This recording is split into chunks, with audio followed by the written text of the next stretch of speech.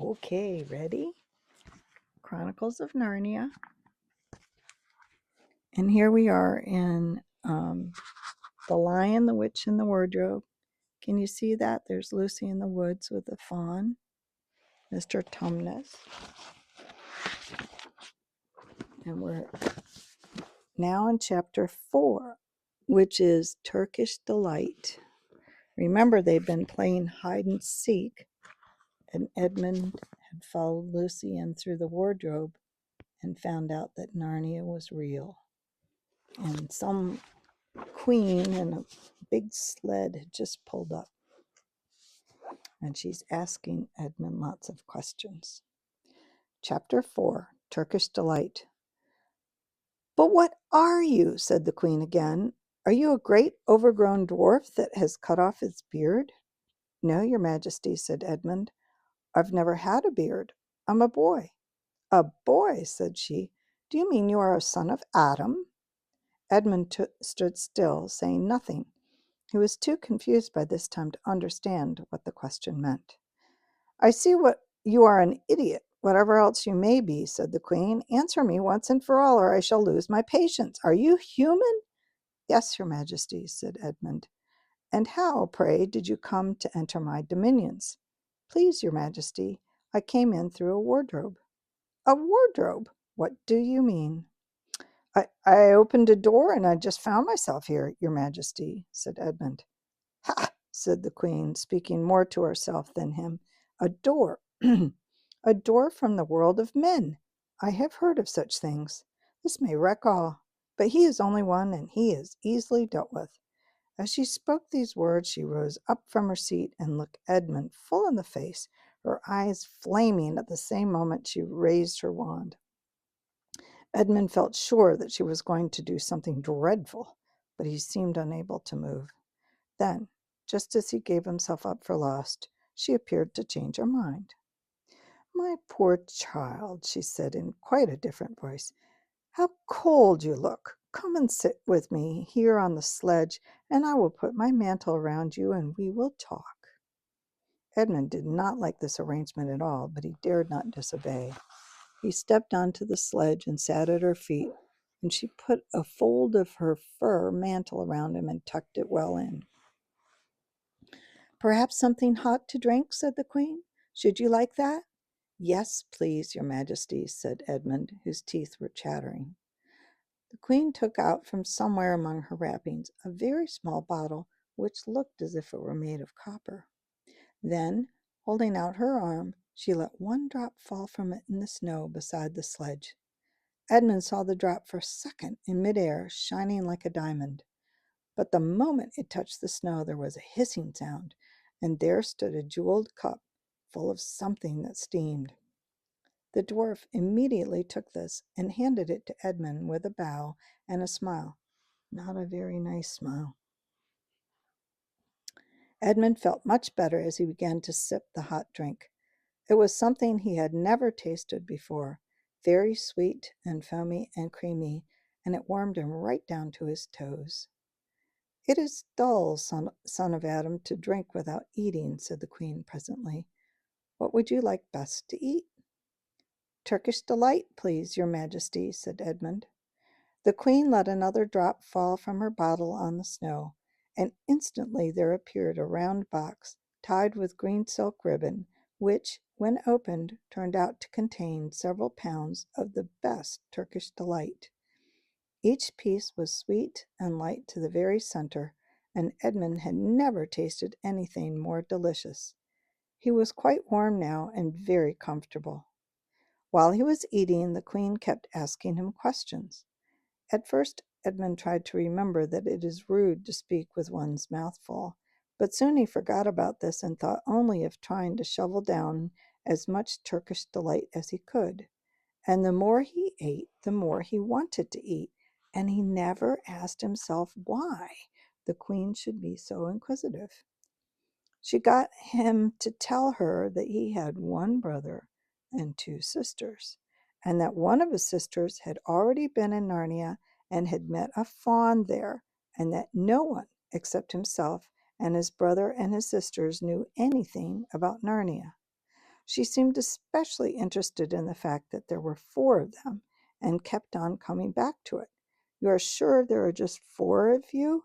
she asked. "2 sons of Adam and 2 daughters of Eve, neither more or less?"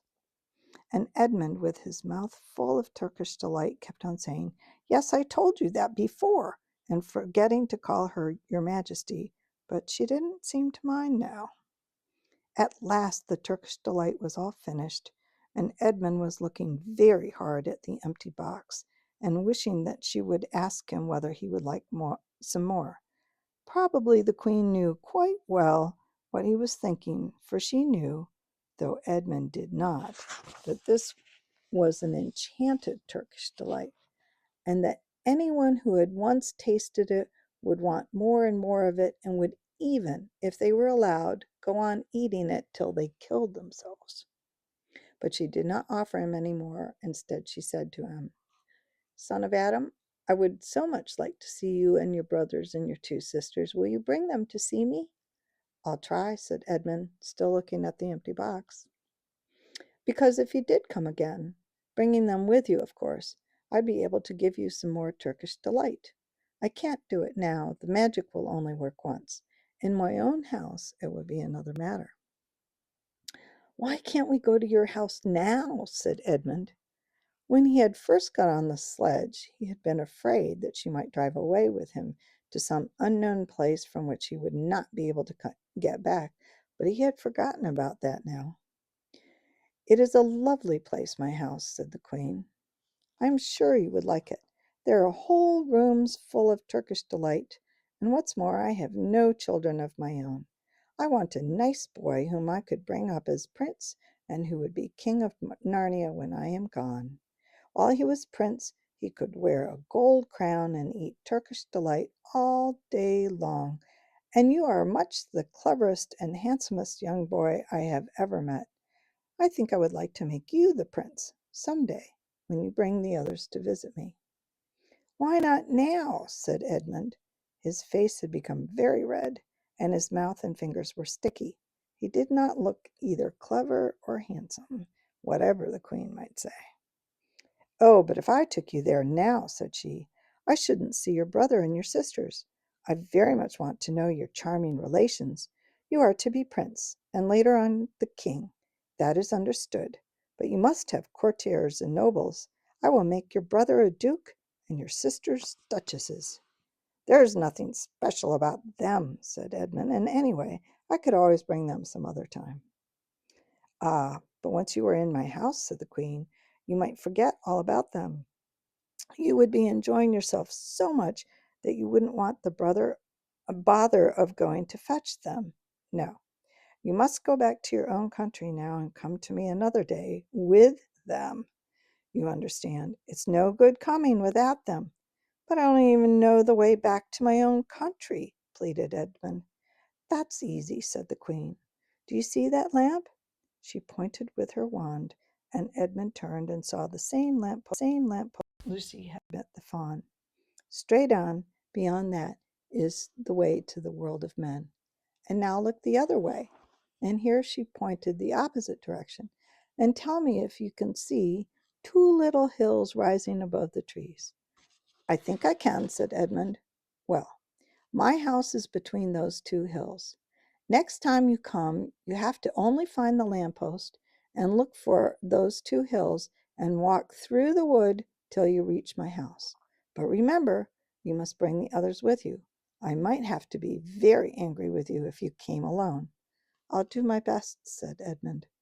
"And, by the way," said the Queen, "you needn't tell them about me. It would be fun to keep it a secret between us 2, wouldn't it? Make it a surprise for them. Just bring them along to the 2 hills. A clever boy like you will easily think of some excuse for doing that. And when you come to my house, you could just say, 'Let's see who lives here,' or something like that. I am sure that would be best. If your sister has met one of the fawns, she may have heard strange stories about me, nasty stories that might make her afraid to come to me. Fawns will say anything, you know. And now—" "Please, please," said Edmund suddenly, "please, couldn't I have one more piece of Turkish delight to eat on the way home?" No, no, said the queen with a laugh. You must wait until next time. While she spoke, she signaled the dwarf to drive on, but as the sledge swept away out of sight, the queen waved to Edmund, calling out, next time, don't forget, come soon. Edmund was still staring after the sledge when he heard someone calling his own name, and looking round, he saw Lucy coming toward him from another part of the wood. Oh, Edmund, she cried, so you've got in too. Isn't it wonderful? And now, all right, said Edmund. I see you were right, and it is a magic wardrobe after all. I'll say I'm sorry if you like, but what on earth have you been all this time? I have been looking for you everywhere. If I'd known you got in, I would have waited for you, said Lucy, who was too happy and excited to notice how snappishly Edmund spoke, or how flushed and strange his face was. I've been having lunch with dear Mr. Tumnus the fawn, and he's very well, and the White Witch has done nothing to him for letting me go. So he thinks you can't have found out, and perhaps everything's going to be all right after all. The White Witch, said Edmund. Who's she? She's a perfectly terrible person, said Lucy. She calls herself the Queen of Narnia. Ooh. Although she has no right to be queen at all. And all the fauns and the dryads and the naiads and the dwarves and the animals, at least all the good ones, simply hate her. And she can turn people into stone and do all kinds of horrible things. And she has made a magic so that it is winter in Narnia. Excuse me, winter in Narnia, always winter. It never gets to Christmas. And she drives around on a sledge drawn by a reindeer with her wand in her hand and a crown on her head. Ooh, doesn't that sound familiar? Edmund was already feeling uncomfortable from having eaten too many sweets, and when he heard that the lady he had made friends with was a dangerous witch, he felt even more uncomfortable. But he still wanted to taste that Turkish delight again, more than he wanted anything else. Who told you all that stuff about the White Witch? He asked. Mr. Tumnus, the fawn, said Lucy. You can't always believe what fawns say, said Edmund, trying to sound as if he knew far more about them than Lucy. Who said so? Asked Lucy. Everyone knows it, said Edmund.